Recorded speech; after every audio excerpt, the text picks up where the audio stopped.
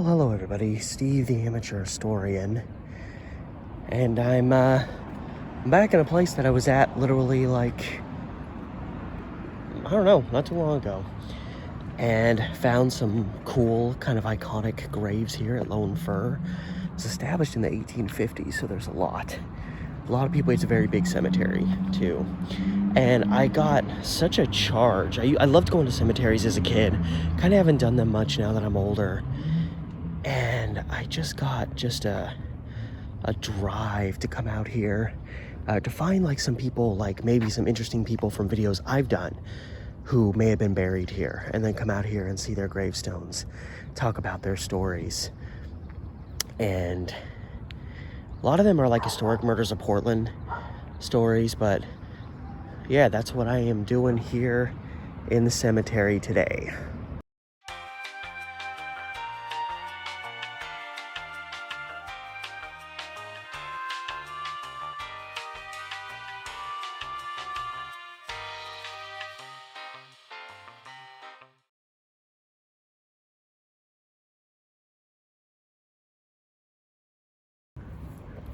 And this may take a while, and I'm not expecting full success, in part because there's so many graves, and I've been able to look up people, and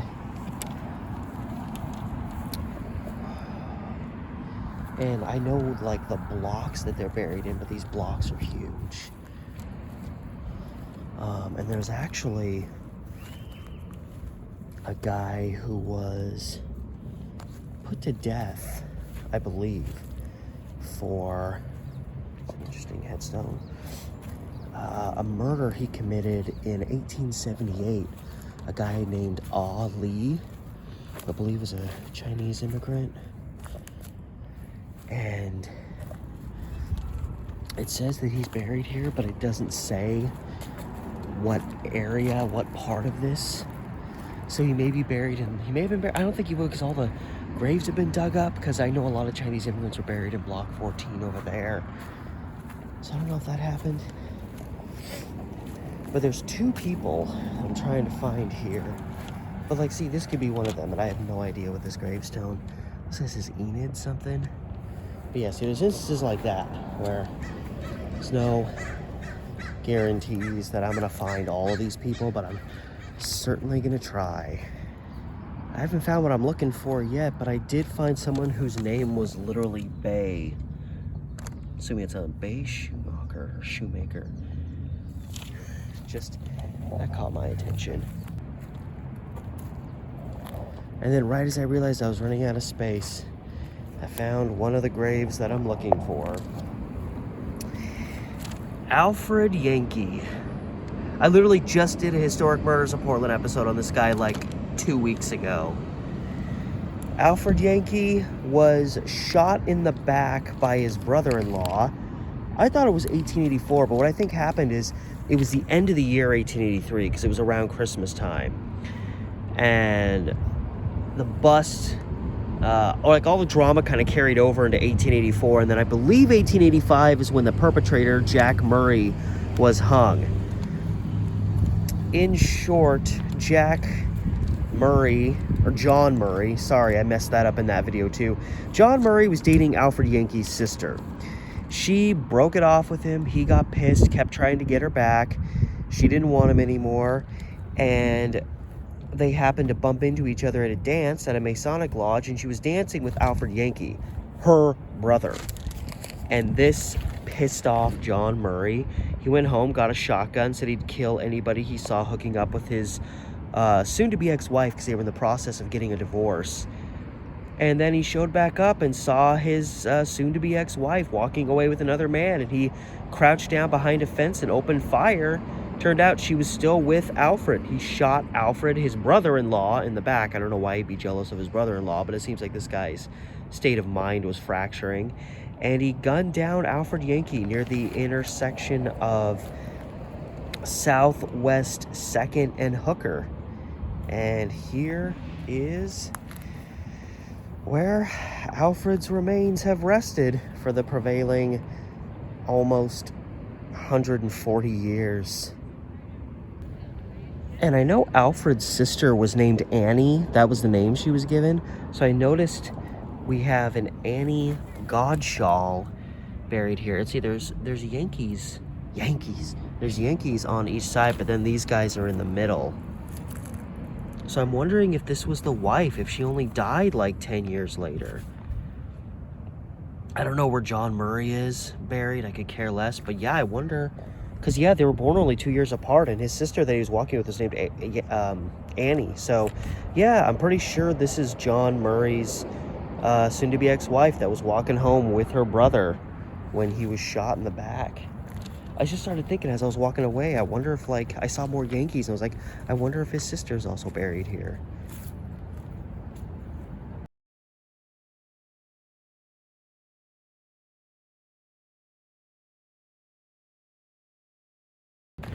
So we're on the easternmost end, so it should be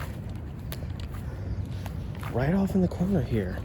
So essentially, you know, I've marked down where these individual graves are supposed to be. One location, no, two locations of which I was just in the wrong area. Oh, well, good morning.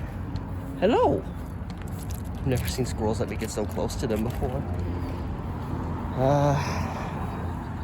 So pretty much if I go to the spot and I don't find a grave, then it's just, I tried, we move on.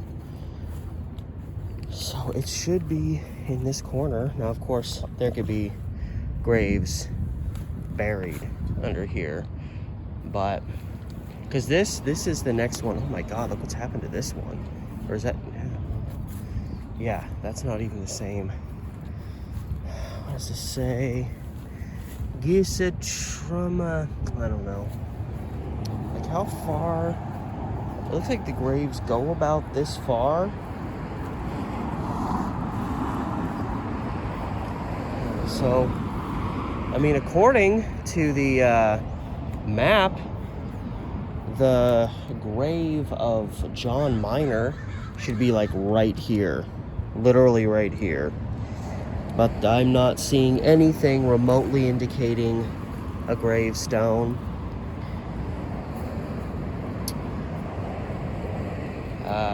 So that's, yeah, I don't know if his grave has just been completely lost to the world. But, yeah, it looks like the graves go about this far over. Yeah, so if the location is right, John Minor's buried right under here.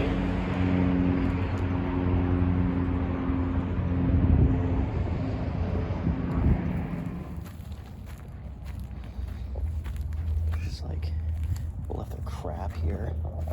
Yeah, there's like the remains of a gravestone that's like between these 4 trees. So I'm going next to lot A, and the lettered lots are more down by the fence here. They're a lot thinner. So if I don't find what I'm looking for, at least it won't take me long. So I think lot A is right over here. So I go through this. This is block 1, the first, which actually makes sense because this is where the ones who donated the land are. And every time I come here, I have to go up to them and pay my respects. Frightening though the likeness is. But yeah, if I'm correct, I believe, yeah, so these are the Stevens, but I believe his father was the first person buried here. So I don't know if this is the father. He has the same name as him, and this is probably all under here. So this might be, because I know I read that after visiting here a few times, that the father of, so I guess, yeah, so James B. Stevens is the ones who owned the property, and I believe I read that his father was the first one buried here. And also apparently James B. Stevens credited with discovering East Portland. So there's some history for you. Dowling, Dalton, there's probably some pretty historic names. Like, I know I saw this one recently and was able to verify. I thought this said OH, but it's actually DH because it's Daniel Lounsdale, which Lounsdale Square in downtown Portland. Named after him. I wasn't sure at the time. Okay, so I gotta get to... Yeah, I think like lot A is just this little thin one. Okay, so I think it says block 1, like, it goes to here, and then block A starts, but then block A ends here. So I think it's actually like block 1, like, starts and goes this way, but this is block A. So unless block A is only like 4 gravestones. But yeah, I think A runs along the back side. And I'm looking for a particular fella. A pretty, not cool fella. Well, that didn't take long. I guess it pays when it's all just a couple here, but I didn't even have to, like, I started here and made it this far.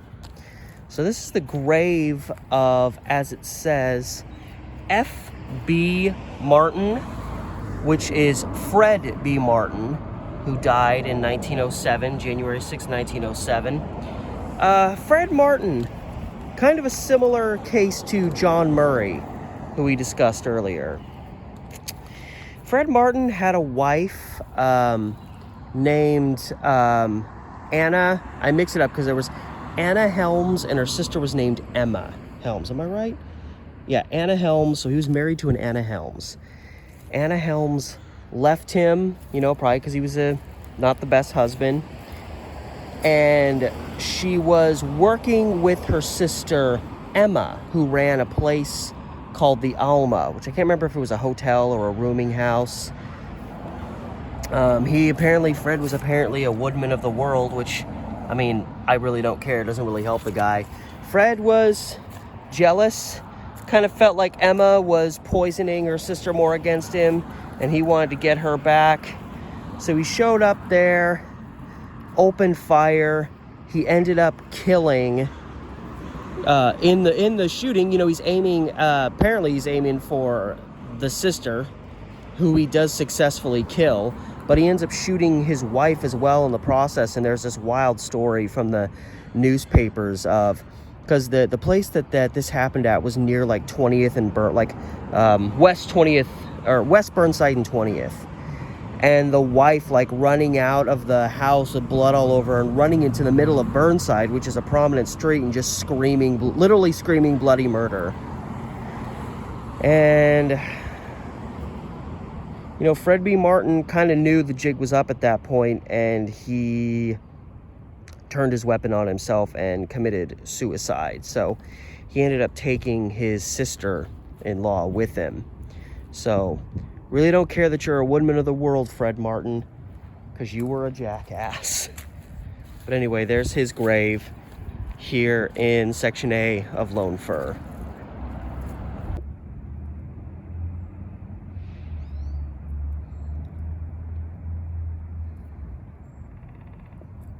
He's coming right up to me. Well, hello. I mean, all I've got is a rock star. Like, well, if you ain't got food, what am I wasting my time with you for? I just love how many squirrels are here. They're everywhere. Oh, look at this guy. Look at this guy. Man, he's like, hey, you got some food? They're definitely they're like about as approachable as I've ever seen squirrels in my life. Like, he's kind of coming towards me. He wants to know what I'm all about. Welcome to the party.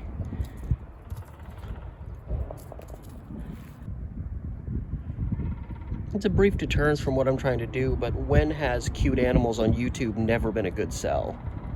Hey. Ah, he saw you. Ah, is there a problem, fellas?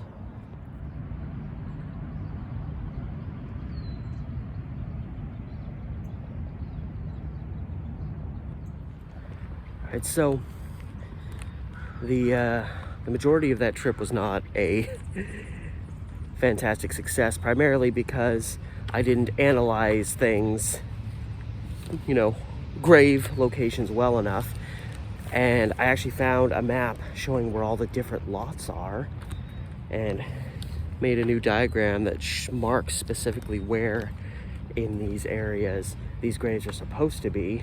And so I'm back because my previous video was a colossal waste of time. You're coming right up to me. Hello. Hello. What? What? What is this? I ain't got no food for you. I wish I did, but I just got paper. I just got the paper. You wanna go grave searching? You wanna go find graves? Let's go find the graves. I've never had a squirrel walk up to me literally to my shoe. So here's where lot 28 begins. So I wanna go about 5 rows down. 2, 3, 4. So yeah, somewhere in the middle. They're kind of nondescript gravestones. Like right in here is where they should be. Should being the key word. 2, 3, 4, 5. Honestly, the gravestone should be right in front of this tree. If the diagram is accurate, they should be right in front of this tree. Or behind it, but right here. So, like that's what the diagram says. What is this?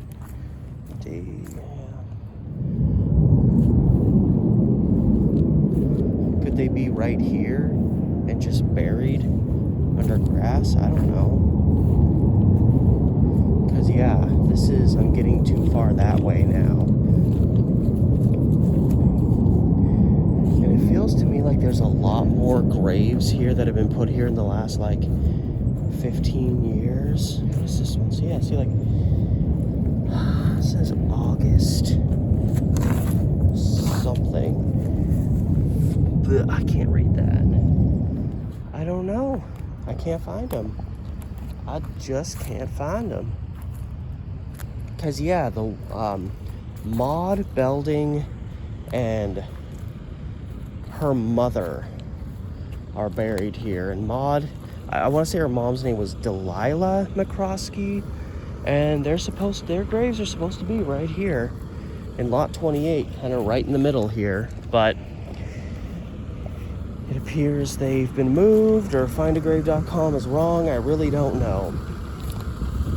So I'm gonna start heading over to lot 39 in the corner here, where another place where I didn't have any luck last time I was here. But yeah, Maude Belding and her mother, and I want to say, I don't remember if Maude's father also was, but Maude had left her husband Lester Belding in 1902, and he went off the deep end and went and just opened fire on the whole family, because Maude was staying with her parents at that time. Even by the end, opened fire on his kid, but his kid managed to survive. Just a real messed up thing. I covered it in a Historic Murder Some Portland episode a while back. It was kind of like the big murder case of the year. And now I'm looking for the Loomises. And I know Harry Loomis's, it's one of them. He has a gravestone very similar to this. Thin, tall, and so it's one of these. I'm pissed. This is turning into another wasted trip because they can't be bothered to mark this, to mark where these graves are properly. Oh, it's different. No. That's right. They're together. I almost walked right by it. I missed this somehow when I was here, and yet it's not even that obscure of a. Yeah, I don't know how I missed it. But here we are. And this is actually, yeah, 1, 2, 3, 4. Yeah, this is about right where it's supposed to be. But this is the burial site, buried together, of Henry H. Loomis and Adeline, if I'm saying that right, Loomis. You'll note, he's another woodman of the world. don't trust them. But you'll notice he died January 3rd, 1905. You'll notice Adeline, even though her grave's a little bit more aged, January 3rd, 1905. They both died the same day. And there's a particular reason why they both died the same day. Henry, crazy Henry over here, started having some health issues and called on his buddy Frank Fritz, which I don't know where he would be buried. I looked him up just out of interest to see if he was also buried out here somewhere, but he called on his buddy Frank Fritz to watch over his wife, you know, while he wasn't doing well and in the hospital. And Frank did more than watch over his wife. A affair began between these two. Henry here found out about it, and once he got healthy enough, he kind of snapped. He went to where Fred Fritz was at, probably right after he'd visited his wife. He just opens fire in the general area where Fritz is. There's like children outside playing. Henry didn't care. He just started opening fire, almost hit a bunch of kids, and then fled the scene up north to the home that they both lived in, which would have been pretty much right across the street from the Oregon Convention Center, to give you a location, just to the east side of MLK, I think. Or Grant, yeah, I think MLK? I don't know. Anyway, across the street. That's where they lived. And Henry walked into their home, and Adeline had like pretty much just gotten home. And he decided to kill her as well. He shot her dead the moment he got into the house, and then he killed himself. And like what a lot of misguided scumbags did, he made sure that he like held her in an embrace as they died, even though he killed her for cheating on him. Something that a lot of these crazy men would do. Like, you wronged me, so I have the right to take your life, but I also love you so much that I'm gonna make sure when they find us dead, they're gonna find us in an embrace, so that they'll know that I was really your true love. Henry Loomis, I'm sorry, you were an asshole. I'm sorry. But, I mean, that's the point of this video primarily, is to show you the tragedies, the tragic stories of some people that can be found here in this cemetery. And that being said, I'm gonna want to start kind of heading way over to the other end of this place. And one of the sites I got wrong was I was looking for the grave of an Adolf Burkhardt that I thought was in lot 35. So from here all the way down to the end there, I couldn't find him, but I thought I was in the right area because Adolf Burkhardt, it's a very kind of German sounding name, and there's a lot of people with German names in this particular area, so I thought I was in the right spot. And then I discovered that the spot that I thought was the section was actually the particular lot, and that Adolf Burkhardt is actually buried a ways down over here. Alright, so here is section 7M. It's relatively small, and the grave I'm looking for is kind of between here and the end and to the far end. So probably along the sidewalk up here.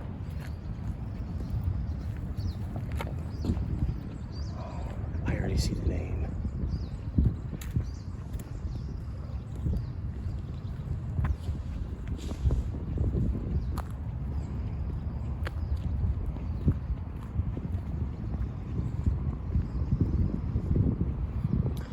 With a C, that's interesting, because the one I saw, it was Burkhardt, so I'm at the right name. This is not Adolf though, but maybe this is just like the family plot or someone with a comparable name.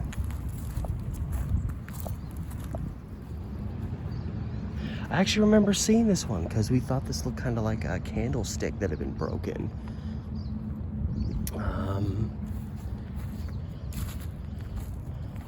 But this is not the Burkhardt I'm looking for. This is probably his grandfather, I would guess, based on the date of birth. So I'm guessing maybe there's just multiple members of the Burkhardt family like buried here. There could also be a stone or two that should be visible here, but it's been, well, like, there's something showing here.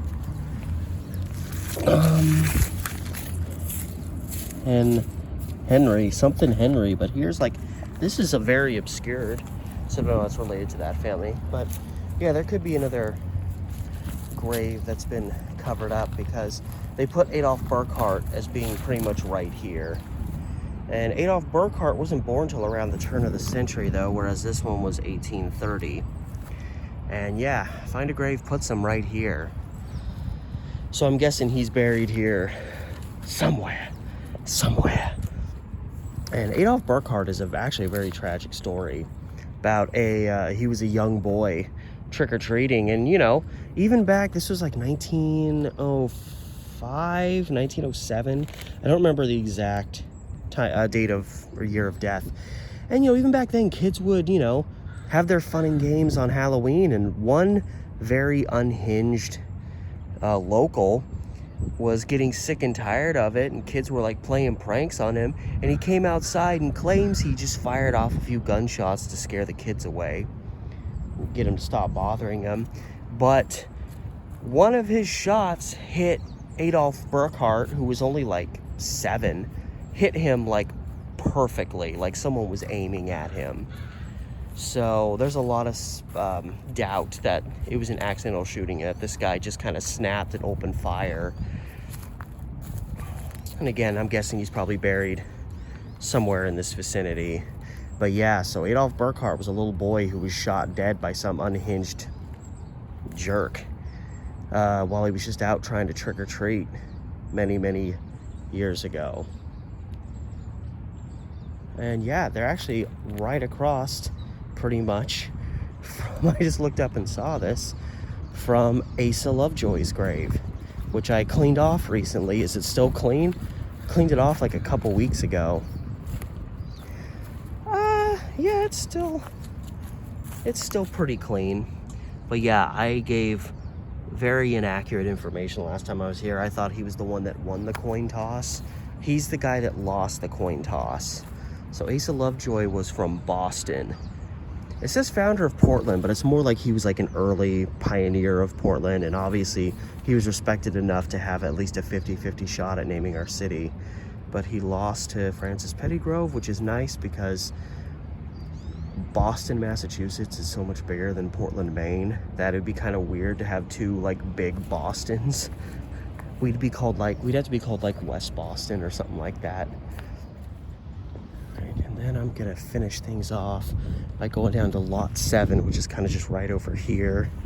Lot 7 is very long. I spent a long time in there trying to find one gravestone that I could not find, and I swear I did a very intensive search, so something tells me this may be a situation where we have another grave that just is gone, buried. I don't know, because okay, so here's Lot 6, and once I pass this stone, this is Lot 7, and it's supposed to be 2 back, so pretty much along this stretch right in the middle, so it should be somewhere right over, literally right over here. I'm looking for Charles Shoppe's doggone. We got Case on, that's not Shoppe, but see, now there's like this one big, and they literally said he's buried. Like there's one marker there, and then there's the other marker. So kind of right in here is the middle point where his grave should be, and there's a lot of open space. So I'm wondering if it was lost. Nope, I see his name. Of course, it's a big freaking grave that sticks out like a sore thumb, but I missed it the last time I was here because I didn't know where to look. Because I was like, he's a police officer. He has to have some kind of decent grave. Is this an Allstate advertisement? But yeah, C.F. Shoppe, Charles F. Shoppe, died June 13th, 1874. He was 42 years and 2 months old. Charles Shoppe was, according to the Portland Police Museum, was the second Portland police officer ever to die in the line of duty. There was one, I think, in 1867, 1868 who died. Charles Shoppe was killed in 1874. As it notes, he was sent to a saloon that would have been around what is now Southwest 1st and Oak, and there was a guy making some trouble. I think he claimed that a woman that hung out around there was trying to rip him off, and he just kind of tried to run away and started opening fire. And while Charles Shoppe tried to address the situation, this guy shot him, wounding him. Yeah, here it actually says Charles. Oh no, this says died 1870. It looks like it says only 9 something, so this is probably like his child. But yeah, he was so tough though that even after getting shot, he did manage to succumb the guy that shot him and like put him under arrest, but then he died a short while after that. And of course, I mean, this is probably one of the largest graves in this whole section, and I completely missed it because I didn't know where to look. A lesson to be learned for future adventures. So that was marginally successful. Found a few that couldn't find before, and probably be a little bit confusing because you're going to see my like attire change a little bit because it's 2 different times that I'm out here, but we made something out of this. Oh, and there's that big fella.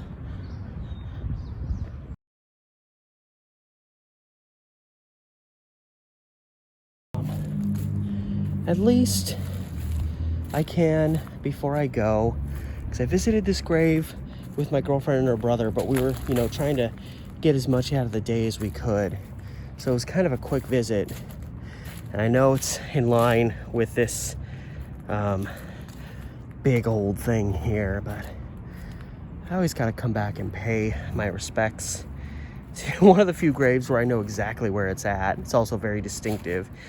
But it's the grave of Anne, as it says, Anne Jean Tingray Lacaze, born November 1850, or I guess 8th November 1850, died December 22nd, 1885.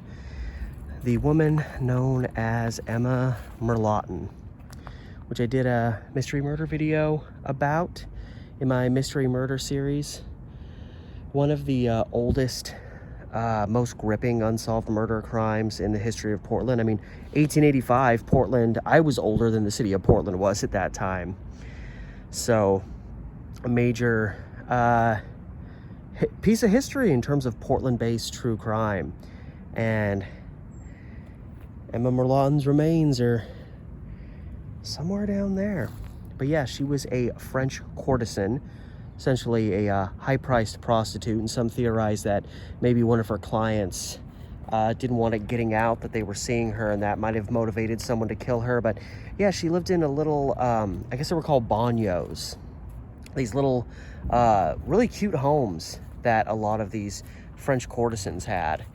And she lived, I want to say, about Southwest 3rd and Salmon, I want to say is where she lived. The southwest corner, if I'm correct, is where her bagnio was. It's where like the Microsoft store is now. And yeah, on the night of December 22nd, 1885, someone went into her bagnio and brutally murdered her, stabbed her up. And there were some reports of someone seen fleeing from the area. I know there was one particular guy that came under police radar for a while, Sunstrom, and they found, like, when they went and searched his home, they found like articles with blood on them, but they couldn't get enough to really bring the guy in. So maybe he did it, maybe he didn't.